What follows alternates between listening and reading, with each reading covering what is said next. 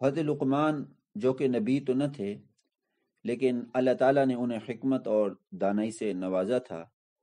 ان کے اقوال عبرت و نصیحت کا خزانہ تھے۔ ان کا کلام، ان کی خاموشی تفکر اور ان کے ارشادات نصیحت ہوتے تھے۔ وَإِذْ قَالَ لُقْمَانُ لِابْنِهِ وَهُوَ يَعِظُهُ يَا بُنَيَّ لَا تُشْرِكْ بِاللَّهِ إِنَّ الشِّرْكَ لَظُلْمٌ عَظِيمٌ۔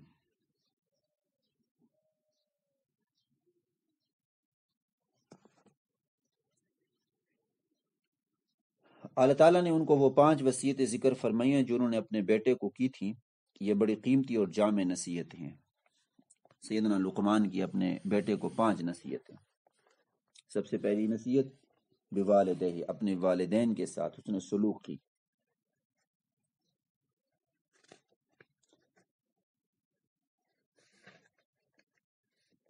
کہ اے میرے بیٹا، سب سے پہلی فرمایا یا بنیہ لا تشرک باللہ، اللہ کے ساتھ شریک نہ ٹھہرانا، کیونکہ شرک بہت بڑا ظلم ہے، اور پھر اس شرک کا انجام تباہ کن ہے۔ اس کے بعد خود اللہ تبارک و تعالی والدین کے ساتھ حسن سلوک کا حکم دیتے ہیں۔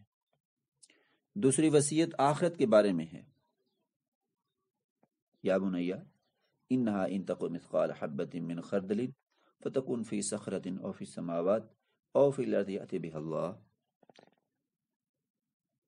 کہ اللہ کے علم سے کوئی چیز مخفی نہیں، گناہ چھوٹا ہی کیوں نہ ہو اور کیسی پوشیدہ جگہ پر کیوں نہ کیا گیا ہو، اللہ تعالیٰ اسے قیامت کے دن لے آئے گا۔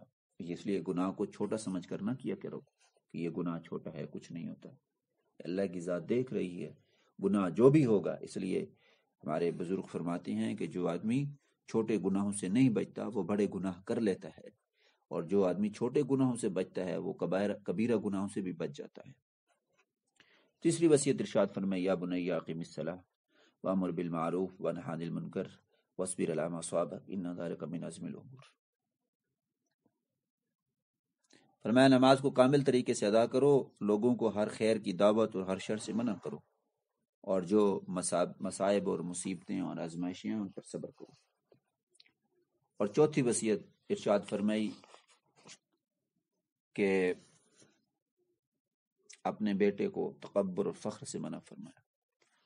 کیا فرمایا؟ ارشاد فرمایا ولا تسعر خدک للناس، یہ اپنے گالوں کو مت پھلائیے، ولا تمشی فی الارض مرحا، زمین میں اکڑ اکڑ کر کے مت چلو، ان اللہ لا يحب كل مختال فخور، اللہ کی ذات تکبر کرنے والے، فخر کرنے والے، شیخی شخص کو پسند نہیں کرتی۔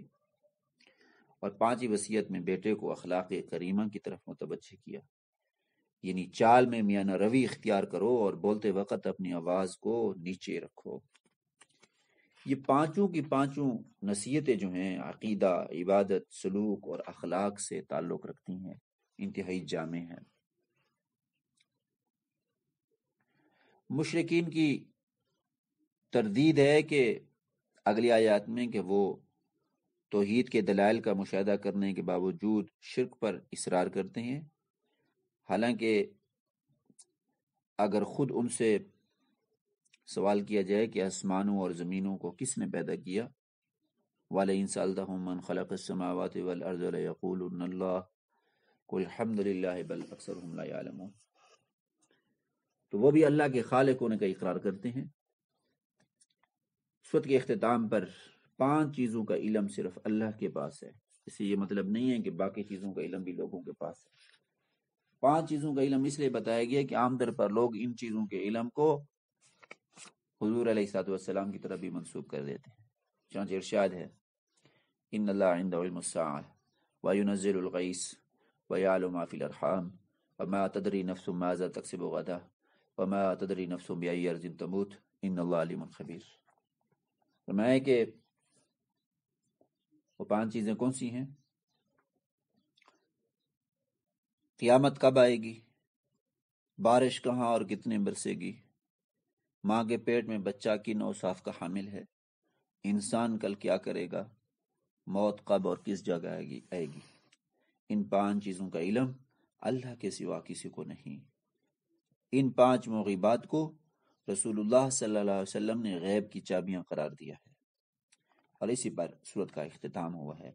سورت لقمان کا اللہ رب العزت ہمیں ان سورت کے اندر جو سیدنا لقمان کے نصح بیان ہوئے ہیں اور قرآن مجید کی جو ہدایات بیان ہوئی ہیں اس پر عمل کرنے کی توفیق عطا فرمائے۔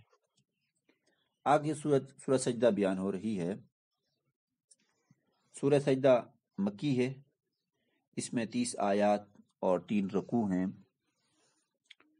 اس سورت میں جو اہم مضامین بیان کیے گئے ہیں وہ ان کو ہم پڑھ لیتے ہیں ترتیب وار کے ساتھ، چونکہ یہ حروف، اس کی جو ابتدا ہے وہ بھی حروف مقطعات سے ہوئی، الف لام میم، اور اس کے فوراً بعد قرآن کی عظمت کی گواہی ہے، تنزیل الکتاب لا ریب فیہ من رب العالمین، قرآن کی حقانیت کا بیان ہے جس کا اعجاز واضح ہے کہ اس کی صداقت کے دلائل روشن ہیں، اس کا انداز بیان انسانی کلام سے بالکل الگ ہے، لیکن اس کے باوجود کفار مکہ حضور علیہ الصلاۃ والسلام پر تہمت لگاتے تھے کہ آپ نے یہ کلام خود گھڑ لیا ہے۔ یہ صورت اللہ کی وحدانیت اور اس کی قدرت کے دلائل بیان کرتی ہے، یعنی آسمان اور زمین کو اللہ ہی نے پیدا کیا، ہر کام کی تدبیر اللہ کی ذات کرتی ہے، یدبر الامر من السماء الى الارض ثم یعرج الیہ فی یوم کان مقدارہ الف سنۃ مما تعدون۔ لیکن کفار پھر بھی غور و فکر نہیں کرتے تھے، پانی کے ایک حقیر قطرے میں غور و فکر نہیں کرتا کہ اس نے کیسے مٹی سے پانی، نطفے سے لوتھڑا، اور پھر لوتھڑے سے بوٹی اور بوٹے سے ہڈیوں تک کے مراحل طے کیے، پھر کیسے انتہائی پرکشش صورت اور متناسب قد و قامت والا انسان اللہ نے بنا دیا۔ یہ انسان غور و فکر نہیں کرتا اپنی پیدائش کے اندر۔ الذی احسن کل شیء خلقہ وبدأ خلق الانسان من طین ثم جعل نسلہ من سلالۃ من ماء مہین ثم سواہ ونفخ فیہ من روحہ وجعل لکم السمع والابصار والافئدہ۔ کیسے مٹی سے نطفہ بنا، نطفے سے جو ہے وہ لوتھڑا بنا گوشت کا، اس سے ہڈیاں بنی، اس پہ گوشت چڑھایا، اس پہ انسان کو بنایا، بچہ تھا، بچے سے پھر جوانی کی طرف، پھر جوانی سے جو ہے پھر بڑھاپے کی طرف۔ یہ کیسے اس کی کیسے بہترین اعضاء بنائے، لکم السمع والابصار والافئدہ، آنکھ بنائی، کان بنائے، دل بنایا، قلیلا ما تشکرون، بہت کم تم شکر کرتے ہو۔ یہ صورت مجرموں اور مومنین دونوں کا حال بتلاتی ہے۔ مجرم قیامت کے دن سر جھکائے کھڑے ہوں گے، وَلَوْ تَرَىٰ إِذِ الْمُجْرِمُونَ نَاكِسُو رُءُوسِهِمْ عِندَ رَبِّهِمْ، اپنے رب کے سامنے اپنے سروں کو جھکائے کھڑے ہوں گے۔ ربنا ابصرنا وسمعنا فرجعنا، اے اللہ ہم نے دیکھ لیا، ہم نے سن لیا، سو ہمیں لوٹائیے، نعمل صالح، ہم نیک عمل کریں گے، بے ہم یقین رکھنے والے ہیں۔ ہاں، ہمیشہ جب جب جب جب سزا ہوگی اس وقت سارے مجرم پکار اٹھیں گے، لیکن وہ وقت یہ تھوڑا ہوگا کہ ان کو واپس ان کو لٹا دیا جائے گا۔ دوسری طرف مومنین کے بارے میں بتلایا گیا کہ وہ دنیا میں اللہ کے سامنے جھکے رہتے ہیں، وہ مومنین اللہ کے سامنے جھکے رہتے ہیں، راتوں کو ان کے پہلو بستر سے جدا رہتے ہیں، تتجافی جنوبہم عن المضاجع، سارے لوگ سوئے ہوتے ہیں، وہ اللہ کے سامنے مصلی پر بیٹھ کر رو رہے ہوتے ہیں، وہ اللہ کو یاد کر رہے ہوتے ہیں، وہ اپنی نیند کو قربان کر دیتے ہیں، وہ اپنے آرام اور سکون کے وقت کو اللہ کے ہاں قربان کر دیتے ہیں، وہ اللہ کے عذاب سے ڈرتے بھی ہیں، اس کی رحمت کی امید بھی رکھتے ہیں، اللہ کے دیے ہوئے مالوں میں سے خرچ بھی کرتے ہیں۔ انہی کے بارے میں اللہ نے فرمایا کوئی متنفس نہیں جانتا کہ ان کے لیے آخرت میں آنکھوں کی کیسی ٹھنڈک چھپا رکھی ہے، اور یہ ان اعمال کا صلہ ہے جو وہ کرتے تھے۔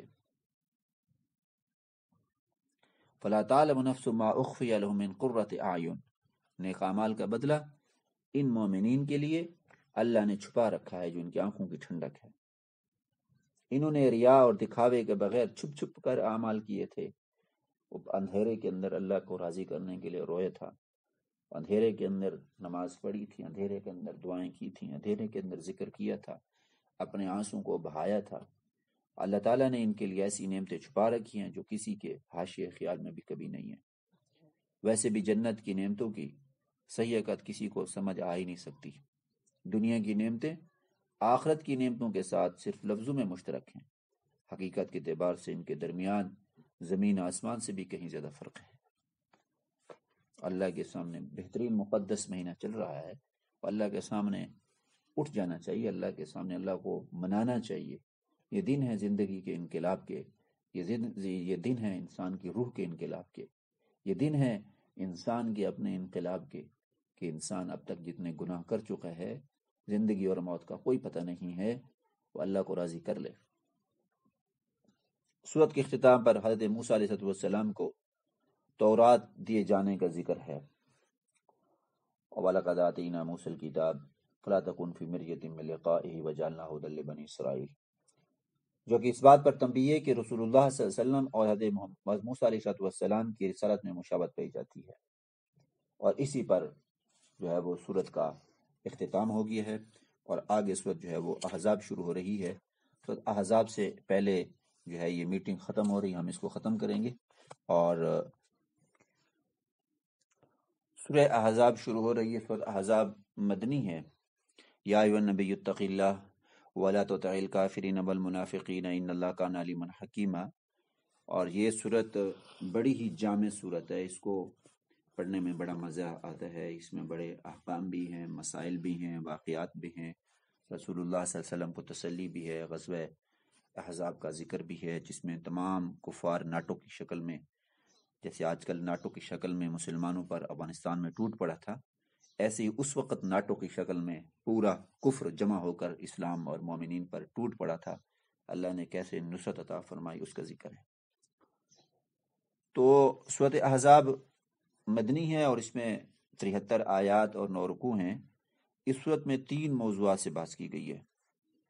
نمبر 1 اجتماعی آداب، نمبر 2 تشریع احکام، اور بعض غزوات مثلا غزوہ احزاب، غزوہ بنی قریظہ، اور ان دونوں غزوات میں منافقین کی حالت اور کردار کو بیان کیا گیا۔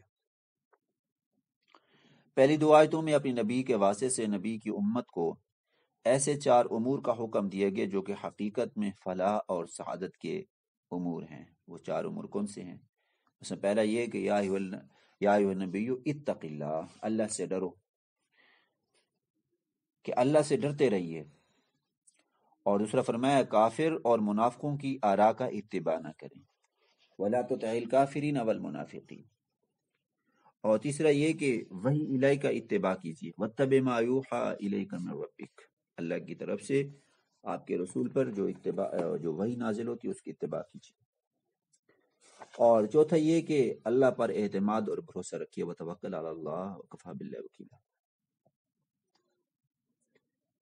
یہاں یہ نقطہ بھی ملحوظ رہے کہ اللہ تعالیٰ نے پورے قرآن میں کہیں بھی رسول اللہ صلی اللہ علیہ وسلم کو یا محمد کہہ کر نہیں پکارا، یہاں بھی یا ایھا النبی کہہ کر خطاب کیا گیا، جبکہ دیگر انبیاء کو یا آدم، یا نوح، یا موسیٰ، یا عیسیٰ، یا زکریا کہہ کر خطاب کیا گیا۔